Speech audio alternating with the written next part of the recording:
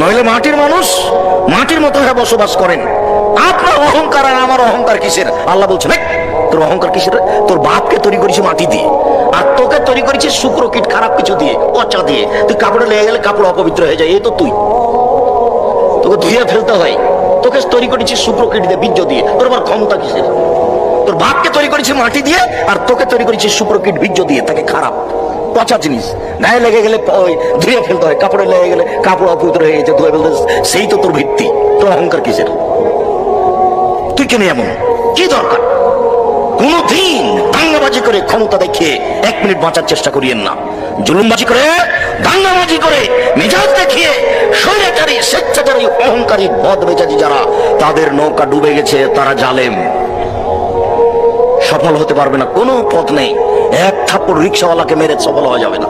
মাটির মানুষ নত হয়ে যাবে। 2 দিন আছে, কেউ